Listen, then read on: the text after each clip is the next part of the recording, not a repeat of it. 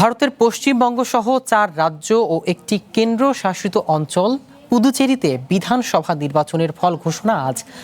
Vote গণনা ঘিরে 3 স্তরের নিরাপত্তার চাদরে ঢেকে ফেলা হয়েছে বেশিরভাগ শহর। পাল্টাপাল্টি জয়ের চ্যালেঞ্জ ছুড়ে এরই মধ্যে ভোট কারচুপি সহ নানা অভিযোগ তুলেছেন ক্ষমতাসীন বিজেপি ও তৃণমূল কংগ্রেস। এদিকে আসাম, কেরালা, তামিলনাড়ু ও পুদুচেরিতেও হাড্ডাহাড্ডি লড়াইয়ের আভাস মিলছে। পশ্চিমবঙ্গ বিধানসভা নির্বাচনের ভোট গণনা শুরু হয় সকাল 8টা থেকেই। প্রথমে পোস্টাল ব্যালট, এরপর চলছে ইলেকট্রনিক মেশিনের ভোট গণনা।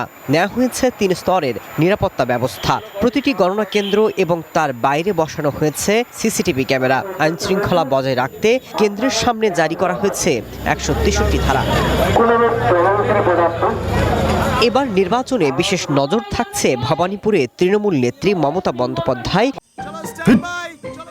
লাইফে কোনো কিছুর গ্যারান্টি নাই, তাই ইন্স্যুরেন্স করুন সিটি ব্যাংকে, কারণ ইন্স্যুরেন্স করলে সিটিতে সুরক্ষা পাবেন নিশ্চিন্তে।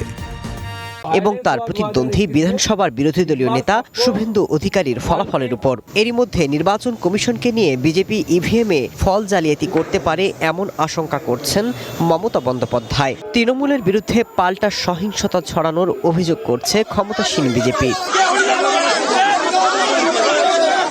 এর আগে নির্বাচনে অনিয়মের অভিযোগ এনে দক্ষিণ 24 পরগনার ফলতা আসনে ভোট বাতিল ঘোষণা করেছে নির্বাচন কমিশন। আগামী 21 মে ফলতায় নতুন করে ভোট গ্রহণ হবে। তবে ভারতের গণমাধ্যমে বলা হচ্ছে প্রত্যাবর্তন না পরিবর্তন তা স্পষ্ট হবে দিনের অর্ধেক সময়। যদিও ফলাফল নিয়ে দুই দলই আত্মবিশ্বাসী। পুদুচেরিতেও চলছে ভোট গণনা। আসামে ক্ষমতাসীন বিজেপির পক্ষে হেমন্ত বিশ্ব শর্মা রয়েছেন শক্ত অবস্থানে। গত 10 বছর ধরে কেরালায় বামপন্থীরা রাজত্ব করছে। এবারও লড়াই বামফ্রন্ট এবং কংগ্রেসের মধ্যে জোরালো। তামিলনাড়ুতে দীর্ঘদিন ধরে ডিএমকে বনাম এডিএমকের লড়াই।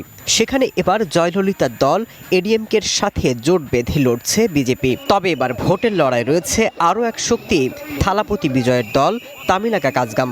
নরেন্দ্র মোদীর বিরুদ্ধে যুদ্ধ ঘোষণা করা থালাপতির উত্থানেও ইঙ্গিত মিলছে এবার। Masud Rana, one international desk.